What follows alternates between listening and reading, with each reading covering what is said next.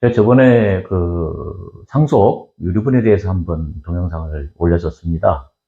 나머지 법률도 여러 분야가 있잖아요. 하나하나 다 올리려고 했는데, 그게 이제 많이 시간 관계상 쉽지도 않고, 또 어차피 동영상을 하나하나 올리더라도 자세한 내용을 다 일일이 말씀드리기 어려운 것 같습니다. 일단 그 법률에 지금 현재 우리가 진행되고 있는 소송 중에서 크게 개괄적인 것만 설명을 먼저 드리는 게 필요하다 싶어서 요약해서 큰 얼개만 여러분들이 좀 알 수 있도록 동영상 다시 한번 찍어봤습니다. 먼저 우리가 쉽게 생각하면 소송은 민사소송이 있고요.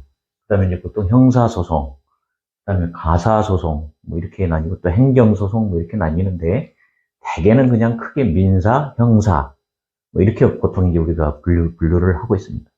그 외에 대략적인 얼개만 좀 살펴보고 진행하겠습니다. 먼저 민사소송은 제가 편의상 구별을 한 겁니다. 이 부동산 소송과 금전 소송 정도로 크게 나눌 수가 있습니다. 뭐 세분해서 나눌 수도 있지만 이해의 편의를 돕기 위해서 이렇게 나눠봤습니다. 부동산 소송은 부동산에 관한 것인데 부동산은 뭐냐면 쉽게 움직일 수 없는 걸 부동산이라고 합니다. 부동산 하면 부동산 중개사무실을 먼저 떠올리는데 그게 아니라 일단 이제 모든 물건 중에서 법률적으로 나눈 것 중에 부동산과 동산은 아닙니다. 동산은 움직이는 재산이죠. 이 세상에 움직이지 않은 재산이 있습니까? 지구도 움직이잖아요. 태양도 움직이고 달도 움직이고 모든 이 세상 만물은 물리학적으로 따지면 다 동산이겠죠. 그게 아니라 우리가 법률적으로 사회 통념상 그렇게 봤을 때 움직이는 물건은 동산이라고 그러고 쉽게 움직이지 않는 비교적 고정되어 있는 것을 부동산이라고 합니다. 가장 대표적인 부동산이 뭐냐면 법적인 의미입니다. 건물과 토지를 들 수 있겠습니다. 이해되시죠? 건물과 토지. 건물도 별도의 부동산이고 토지도 별도의 부동산이기 때문에 원칙적으로는 등기부등본도 따로 되어 있습니다. 다만 아파트같이 대지권이 있다거나 그래서 그런 경우는 집합건물법에 의해서 하나의 등기부가 되어 있지만 그렇지 않은 경우는 따로따로 부동산을 취급한다는 것이죠. 그 다음에 이런 부동산은 아니지만 부동산에 준해서 다루는 것들이 비행기랄지 중기랄지 이런 것들은 또 거의 부동산에 준해서 법적 효과를 부여하고 있습니다. 이런 건물과 토지에 관해서는 일단 소유권 분쟁들이 있겠죠. 어떤 택지 개발을 해가지고 분양을 아파트를 지었습니다. 분양할 때 발생하는 뭐 분양금 반환 청구랄지 뭐 여러 가지 손해배상 청구랄지 이런 것들이 생길 수 있고 또 부동산을 매매를 하지 않습니까? 그다음에 뭐 계약이 해지됐을 때 계약금을 반환한달지 위약금을 물든다든지 또는 매매 잔금을 안 줘서 매매 잔금을 달라고 한달지 이와 같은 소송들 있고 또 약간은 어려울 수가 있는데 부동산 실권리자에 관한 법률이 생기면서 명의신탁이 매우 제한적으로 인정되게 되었죠. 원칙적으로 금지되고 있고 예외적으로만 명의신탁이 부부 사이라거나 또는 문중, 종중 간에만 이렇게 허용되는 등 법률에 따라서 명의신탁에 관한 분쟁들이 간간히 현재도 이어져 오고 있습니다. 그다음에 소유권이 아니라 임대차에 관해서도 부동산에 관해서 임대하고 이런 경우니까요. 임대차에서 일단 임대차 계약에 의해서 뭐 계약을 해지한달지 이런 문제가 생길 수 있고 상가 임대차 보호법과 주택 임대차 보호법이 생겨서 사회적으로 약간 열악한 지위에 있다고 인정할 수 있는 임차인들을 좀 보호하려는 그런 조항들이 좀 들어가 있는 특별법입니다. 그러나 기본적으로 임대인과 임차인은 동등하죠. 동등한데 다만 사회적으로 경제적으로 열악한 지위에 있는 임차인을 좀 보호하기 위한 특별법 규정들을 두고 있는 것이 임대차법에 관한 특징이다 이렇게 보시면 되겠습니다. 그래서 뭐 임차인이 월세를 계속 밀려가지고 이제 나가라고 하는 명도소송을 제기한다. 또는 요즘에 이제 핫한 것이 권리금은 좀 인정이 안 되는 측면이죠. 인정이 안 된다기보다는 전 임차인과 새로운 임차인 사이에 체결되는 것이다 보니까 그 집주인에게 요구하기 어려운 측면이 있었죠. 나가긴 나가야 되는데 내가 전 임차인에게 줬던 권리금을 손해보고 나가야 되는 경우. 그거에 대해서 이제 임대차 보호법 좀 개정이 돼서 약간 보호하는 기회를 주고 있습니다.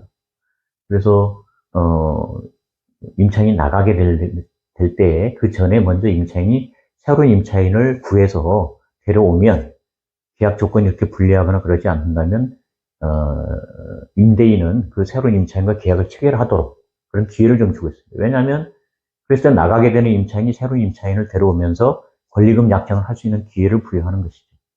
그런 조항들이 있다는 것이 좀 있고요. 그다음에 이제 예를 들면 건물 주인이 나 이제 더 이상 이 건물 임대 안 할 거야. 나 이거 그럴 경우라 하더라도 외적으로 새로 건물을 지어야 된다 했지. 너무 노후화됐기 때문에 이걸 부수지 않고는 위험하다. 뭐 이런 특수한 경우에만 그런 게 가능하도록 하고 그럴 때만 임차인을 내쫓을 수 있도록 그렇게 좀 되어 있죠. 그런 것들은 이제 임차인을 특별히 보호하기 위한 규정들이라고 볼 수 있습니다. 그다음에 이제 부동산 개발이 또 있죠. 개발과 관련 여러 가지 법률 문제가 생기죠. 이제 부동산을 건물을 짓기 위해서는 건축이 행해지는데 그거에는 많은 법률과 어떤 분쟁들이 있습니다. 이제 공사대금을 안 준다든지 하자가 발생했을 때 하자 보수금을 달라고 한다든지 이와 같은 것들. 그다음 이제 이런 건설행위나 이런 걸 하다 보면 환경 문제가 발생하잖아요. 쓰레기, 건설 쓰레기가 발생했을 때 그런 걸 배출하는 문제랄지 이런 여러 가지 환경에 관한 법률 문제들이 생기고 있습니다. 그 다음에 이제 크게 부동산 소송 말고 금전 소송에 대해서 알아보면 매매 계약할 때 매매 대금을 달라고 하는, 금전을 달라고 하는 것이잖아요. 그 다음에 임대차에서는 보증금에 관한, 월세에 관한 거, 그런 것들이 굉장히 있고, 그 다음에 이제, 특히 이제 기업 간에 또 사업을 하거나 장사를 하는 사람들끼리, 상인들끼리 발생하는 물품을 공급을 했는데, 납품을 했는데 돈을 안 준단 말이죠.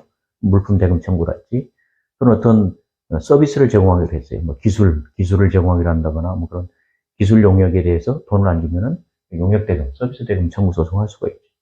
이런 것들은 다 이제 그 계약 해제랄지, 손해배상이랄지, 부당이득이랄지, 약정금이랄지, 이와 같은 이제 법리적인 여러 가지가 고려돼서 같은 분쟁들이 생기고 있습니다.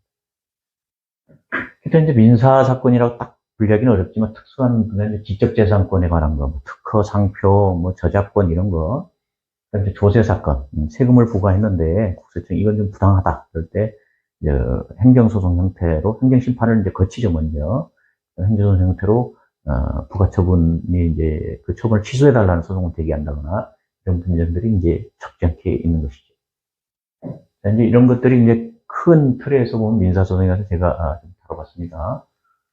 그 다음에 형사소송을 우리가 볼 수 있어요. 형사소송 먼저 고소인이 나 억울해, 내가 저 사람한테 당했어, 그래서 고소를 하는 경우가 있죠.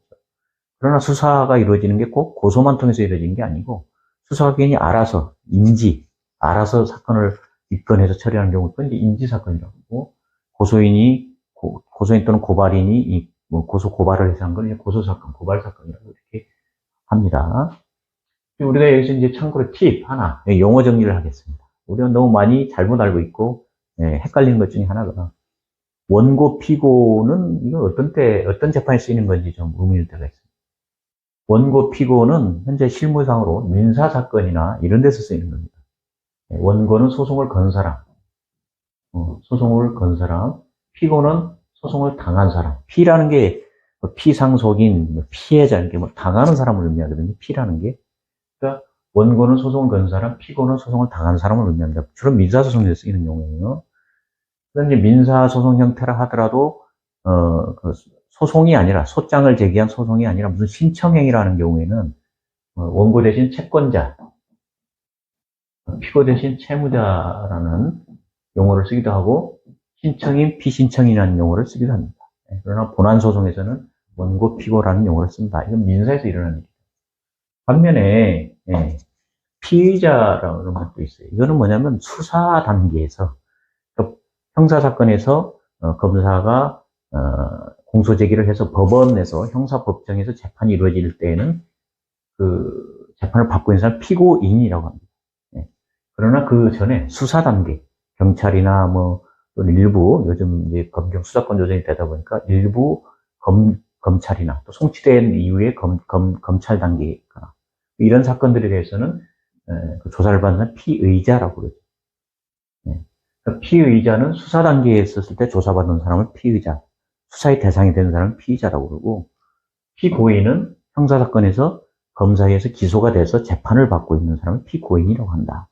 이렇게 구별하시면 되고, 우리가 항상 영화를 보고 하면서도 좀 많이 착각이 되는 게, 피고인과 피고가 이게 다르다는 것입니다. 뭐 의미는 같겠지만 피고는 민사사건에서 서로 뭐 돈을 달라 아니면 뭐 임대차 관련해서 분쟁이 생긴다 이럴 때에 소송을 당한 상대방을 피고라고 하는 거죠.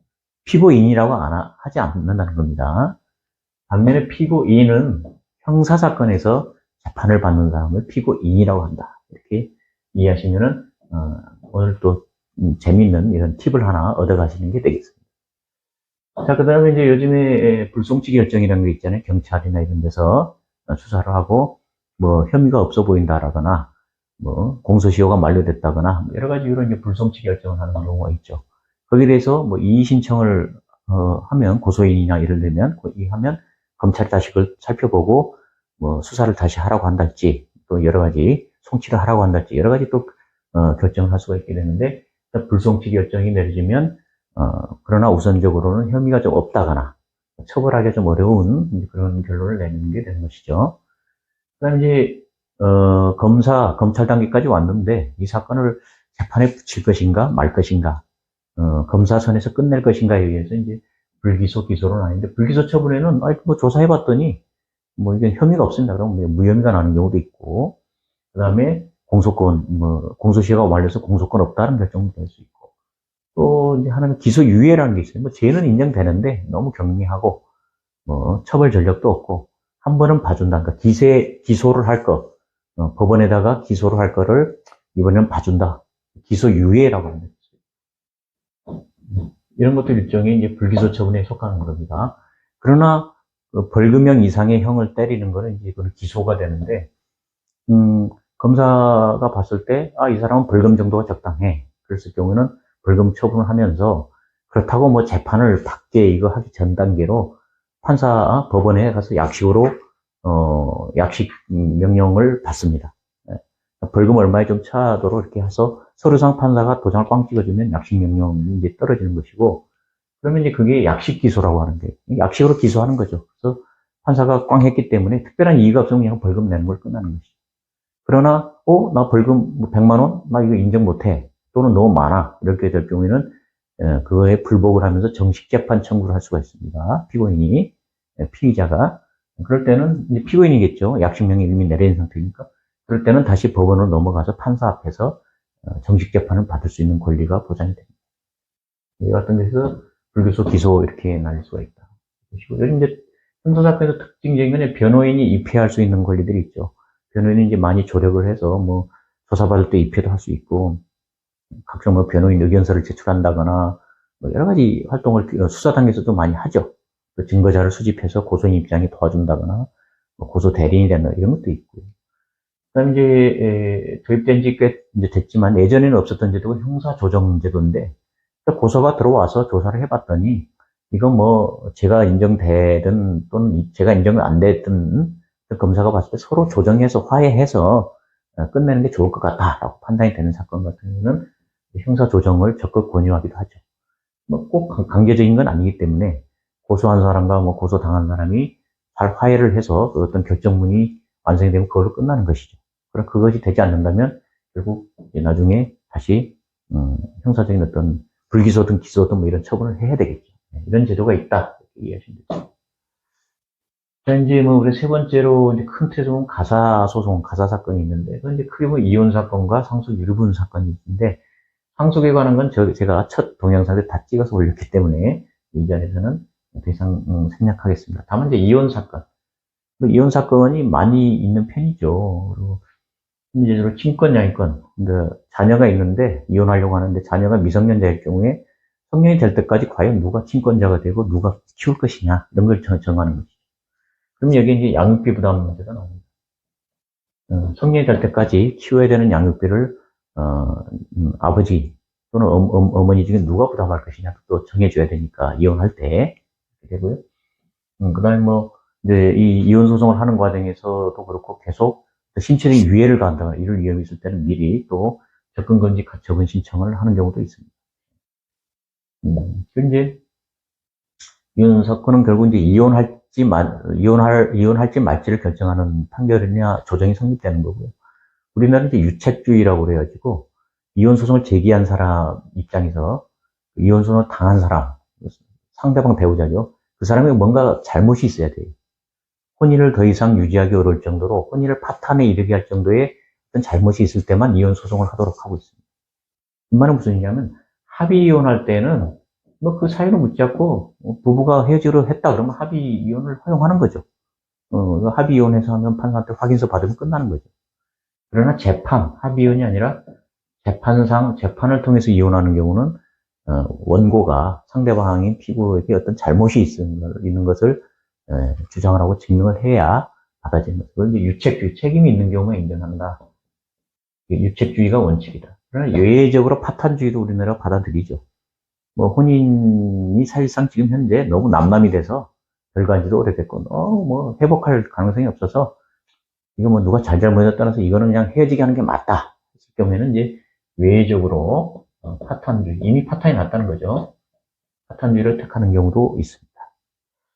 자, 그럼 이제 재산분할과 이제 우리가 이제 자꾸 헷갈리는 게 위자료라고 하면 재산분할까지 포함해서 보통 말을 하거든요. 그러나 법률적으로는 재산분할은 부부가 결혼한 이후에 서로 형성하거나 증식시킨 재산을 기여도에 따라서 나누는 건 재산분할이라고.